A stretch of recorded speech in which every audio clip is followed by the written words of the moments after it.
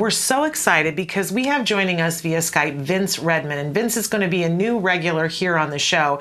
Vince is a remarkable individual. He is a marriage and family therapist. He is also the director of family services at the Center for Autism and Related Disorders, and he's unique because he has extensive experience working with children on the autism spectrum, actually children and older kids too. Yeah. If you have seen the movie Recovered, then you will know Vince. He'll be familiar to you because he is one of the therapists who is featured in the film Recovered. So Vince, thank you so much for being here. We are so thrilled that you're going to be now a regular with us once a month, talking about these topics about families. Thank you so much for being here. No problem. Good morning, ladies. I know we've tried to get this a regular meeting for a while now, so I'm happy to finally able to get it on a schedule. We're thrilled. Yes, and we've actually, because you're in the film Recovered, we've seen you as a very young man. Yes. Yes, that was quite a long time ago. Yes, well, you're famous for the bunny segment. Yes, for the good old bunny. Yeah, you get a lot of feedback on that. Yes, I hear Scotty comes up quite a lot. Scotty the bunny, yes. When you're working with a young girl who later goes on to be recovered. Absolutely. Vince, we've been talking a lot about how autism affects the entire family. Right. And so often we overlook the family dynamic, between couples, but even more so, I find, between all family members. And I want to get your advice based on an incident that happened at Christmas in my family where, and I'll talk openly about it, my brother, Wyatt's beloved Uncle Johnny, came over and for Christmas dinner with his wife, and we had just had the death of not one but two beloved family pets. And one of the things Wyatt was doing was obsessing on the death of BG, our dog. And he kept saying, I want a new BG, I want a new BG. Well, we had been instructed to put that on extinction, not reply to it, change the subject. Well, what my brother, not understanding ABA, did was looked at us and we said, don't answer that. No, he needs to talk about it.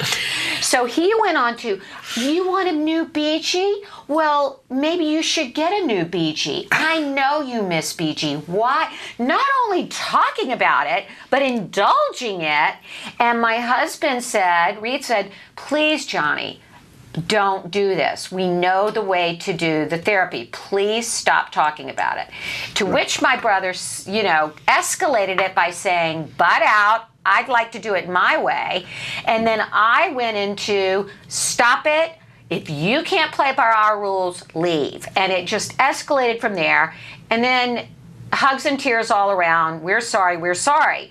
But why did it have to come to that? And how do we deal with well-meaning grandparents, aunts, uncles, siblings that think they know better than us because they've read one book and suddenly they're the autism whisperer? Right. The autism whisperer, or, their heart's breaking. I mean, I think the ultimate underlying theme always is love, right? I mean, it breaks their heart to see their grandson or niece or nephew or, daughter and son going through the things that they're going through, and see that, because genuinely they you can see distress in their eyes, you can see distress in their manners. Now, again, as a behaviorist, we're stepping back, we're looking at the function of the behavior, we're kind of distancing ourselves emotionally from what's going on and looking at this more, pragmatically, saying, okay, this is an attention-seeking behavior. He needs to, we need to use extinction, redirect him away from his, perseverative topic to something else so that his mind gets off it and we move on. Sounds like, I could be wrong, but it sounds like, your brother saw him in distress because it's, it is a loss of a pet, which does involve grieving and bereavement. And so he wanted to self-soothe, self-comfort, what we would typically do with a typically developing kid. So at that point we have, you came through that crossroads of, two different complete points of views of what's going on. One, as a behaviorist parent, knowing, the behavior intervention plan that would be prescribed. And then two, from a caring and loving uncle that just sees a nephew in distress. So a couple things. How to deal with it?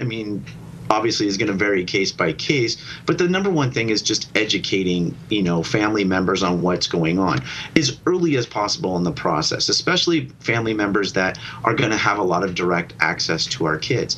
Educating them on functions of behaviors, why it's doing, or any of the kids are doing the things that they're doing, why, extinction is advantageous, how giving him attention actually reinforces the attention-seeking behavior, which then is going to prolong its existence. It's prolong its, its value to him, because it turns into a successful strategy for Wyatt or for any of the kids. So I think a lot of education I can't say any percentages, but I know a lot of families tend to want to keep this, within their doors, within their household, and not express the need for education with the rest of the family. But I have to tell you, for situations like this, it's vital that everybody really understands why you guys are doing the things that you do, and the best way is just educating.